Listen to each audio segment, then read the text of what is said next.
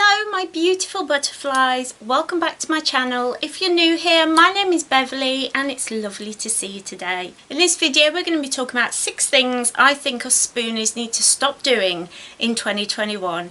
So grab a cup of tea and let's get to it.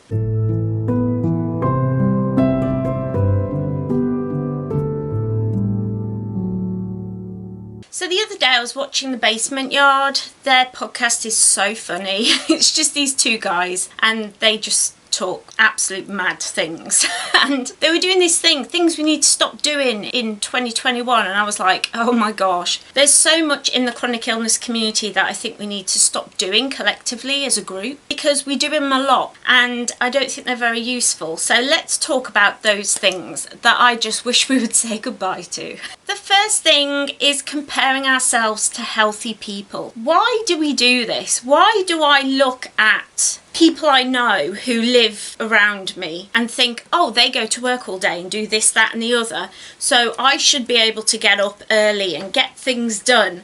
I read books about people who have achieved amazing things and it's like, oh, if you want to have a more spiritual life or if you want to have a better life, then you need to get up before dawn, do yoga and meditate for an hour and then clean your house from top to bottom. And it's like, why am I even trying to do these things? I have chronic fatigue syndrome, or ME as it's, properly known. I have fibromyalgia. I have all these illnesses that mean that I have less energy than the average Joe, which is why I can't work. So why am I thinking that I can get up before dawn and get things done? Why do I look at the dust on my shelf and think I should clean that today, even though I've used up all my spoons and really all I should be doing is lying down and having a little nap? Why do I do these things? And I know so many of us do these things as well. If you're guilty of this, definitely let me know down below, because I really want to know that I'm not alone in this, and I suspect I am not, because society is set up for the healthy and the people who are going out and doing things. And I do think this past year, with people being in lockdown, people started to understand a little bit more how frustrating and how lonely it can be being stuck at home. And we live that life every day of the year, like it never changes. So I think circumstances have meant that healthy people are starting to understand. Things have come online that we have been asking for and begging for years, and suddenly they're there. And it's like, why couldn't you do this for us years ago? And I often think to myself, these things aren't going to carry on. It's not going to carry on, and I hate that. But comparing ourselves to healthy people is difficult because they don't compare themselves to us. They don't ever look at us and think, you know what, just get a virus and that could be me. So why are we comparing ourselves? Why are we thinking that we can keep up with other people, like influencers who travel and, people who can go out and take amazing photography when I'm housebound most of the time and I have to try and get inventive in my bedroom? It's so difficult, and I think it's easy to compare ourselves, but it would be so much better for us mentally if we stopped doing that, if we just started to see ourselves as who we are, and that's people who have different amounts of energy and pain and things that we have to cope with that they don't have to cope with. So please stop comparing yourself to healthy people. And the next thing is trying to do too much. I follow a lot of chronic illness vloggers and bloggers. I am really in the community. I really love seeing how other people cope with things, but I do see a lot of people trying to do too much. Me and my friend Jenny, who's Chronically Jenny, I will leave a link to her channel down below, but we've got this joke going between us that I'm always like, have you ever heard of Pacing Gal? Have you ever? Because she tries to do too much all the time. She's trying to go out and have fun with her friends as well as having 2 part-time jobs, and she was at university and she was trying, like, just all this stuff, and then it kind of catches up with her and she's like, why am I so tired? It's crazy, but we all do it. We all try and do too much, and we need to just slow down. Why are we trying to get everything done right now? Why are we trying to get everything finished as fast as possible? Why are we on this wheel? Who told us that we've got to do things so quickly? I think it does come from growing up in a society that's very capitalist.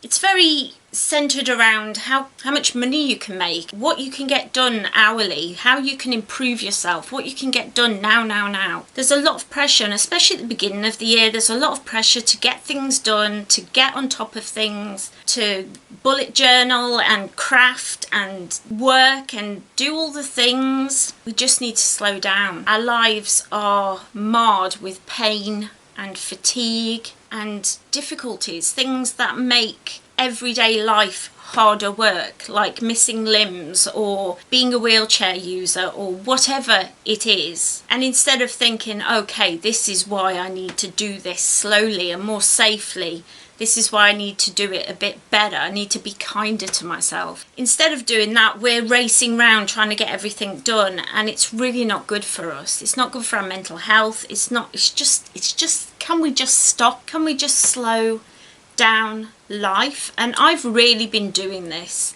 I used to try and get everything done in a morning. I used to try and get up, get my breakfast done, do some accessible yoga, meditate, do some journaling, have a shower, get dressed, all before 12 o'clock. And I've slowed down. I've started to realise, you know what, Beverly, you can't do all of these things. So I've slowed down my days. Now I get up a little bit later. I will, I shower every other day now to conserve my energy. I'm just slowing everything down. And now it's like 2-3 o'clock before I'm dressed. But that's okay. Like, who said I'd got to get everything done by 12? That was me. And why? I do not know. But can we just not anymore? If you're guilty of this, please let me know down below, because I'm sure that we all do it. I'm pretty sure that we do. We talk about it a lot on social media.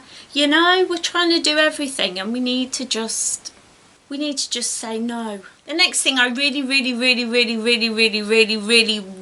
wish we would stop doing, and that is not using mobility aids because of what people think or say. Maybe your dad puts a little bit of guilt on you because you've got to use a walking stick and tells you, you know what, you'd be stronger and you'd be better at walking if you didn't use the stick. Or people looking at you in the street because you're in a wheelchair, or giving you funny looks because you've just pulled into the disabled parking. We have these amazing tools that are there to make it so that we're in less pain, that make it so that we are safer when we're walking, when we're out and about. Why then are we not utilising these things? Why do we feel guilty about it? Why do we look at ourselves and think, I can't use my walker because whatever excuse? Can we stop doing that? We have these tools for a reason, whether it's pain, fatigue, whether it's because you have problems with a certain limb, whatever it is.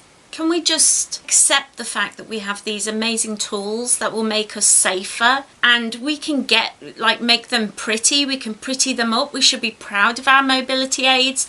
I made a whole video about that. I'll link it down below. But it is about time that we stopped worrying about what other people think and say, and instead look to ourselves to be like, you know what, I need it, that's why I use it. And whether you believe that, whether you think that's okay, I don't care. I'm still going to use my mobility scooter, or I'm still going to use that walking stick, whatever it is. There are so many companies online that do really cool, really jazzed up, really nice walking sticks and things like that. Just have a quick Google, look around, put some washi tape around your walker, make it pretty, make a fuzzy pink seat for your wheelchair if that's what makes you feel good, because you have nothing to be ashamed of. If you need it, use it. Feeling guilty for hobbies is the next one, and oh my goodness, this one I feel personally attacked by, so I'm personally attacking myself by bringing this up. But I will often sit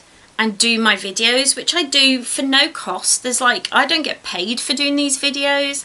It takes me 3 days to get them done, because the first day I'll sit down and record, I'd say about half an hour's work. The next day I will edit it, again about 40 minutes work, and then on the last day I will subtitle the video and then get it out to you guys. So 3 days work, 3 hours work, say, if I'm pushing it, that's pushing it. So why do I feel guilty? Why do I feel like people are going to look at the fact that I make YouTube videos and assume that because I can do that, I can also work a job. Why do I think that? And yes, I'm sure there are people who watch this video who assume that, who don't know me, who, you know, see me sat here in a pretty dress thinking, well, she don't look sick. Although, to be honest, today, oh my goodness, I look tired, which I am. But our hobbies do not equal the same as a job. We shouldn't feel guilty about showing the fact that we enjoy watercolour painting. We shouldn't be feeling bad about the fact that we like to knit or crochet or we're learning to sew. These things are not things to feel bad about. These are things that keep us sane. If we just sit and watch TV all day, we're not going to grow as humans. We're not going to feel mentally stimulated. We're not going to feel good. And that's all that matters, really. It's our mental health. We have to look after our mental health. We need to have hobbies. So stop feeling guilty about it and be proud of that picture you painted or that scarf you knitted or whatever it is. Be proud of it, because we are lucky in that way that we have, although we can't work, it does mean that we have more time to do our hobbies. That's a good thing. It means we can take our time. We haven't got to rush it. We haven't got to try and squeeze it in between appointments and things. We can just enjoy our lives, and that is what it's about. You know, when I'm in pain, yes, I like to knit sometimes. It takes my mind off the pain. Sue me. We need to stop doing that. We need to stop letting other people's perceptions or what we imagine their perceptions to be stop us from having really good hobbies that are helping our mental health, helping us feel good, helping our dexterity. I can't speak today, I apologise. Dexterity, helping us. You know, we need to stop that. Stop it.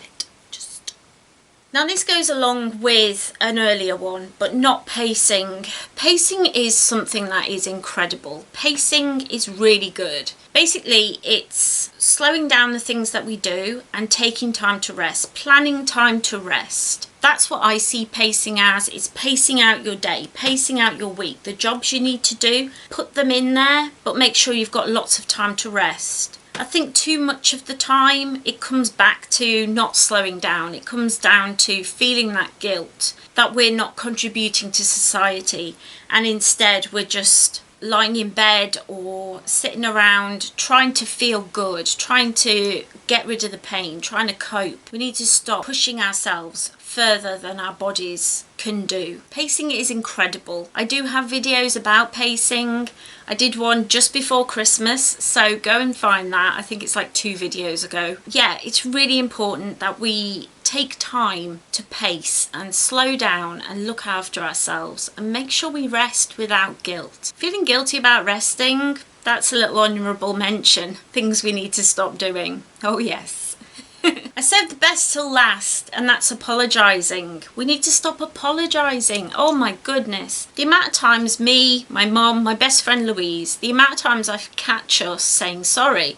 My mum will say, Beverly, could you go and get this for me and pass it to me? I'm really sorry. Why are you saying sorry? You're just asking for help because it's something that you can't do. Why are you apologising for that? And we do it a lot.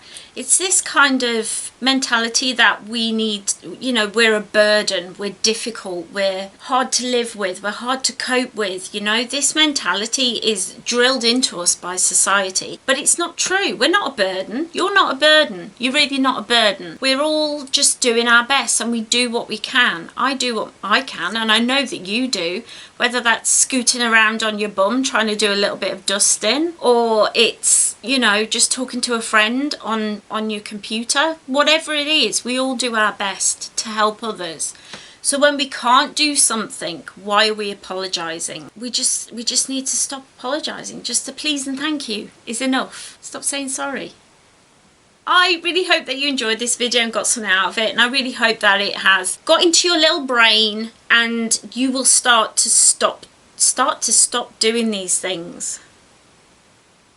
I really hope that you will take some inspiration and try and cut down on the amount of these things that you're doing in your life. If you're a spoonie, just let's make a deal between us that we'll stop apologising for being in hospital so we couldn't go to something. You know, you're in hospital, you haven't got to say sorry. We're going to start slowing our lives down, pacing more, being more understanding of each other, and using our mobility aids. If you enjoyed this video and did get something out of it, I would really appreciate it if you went down below and left it a cheeky little like, so I know that you enjoyed it and I can bring more like it to the channel in future. I really hope that you did get something out of it.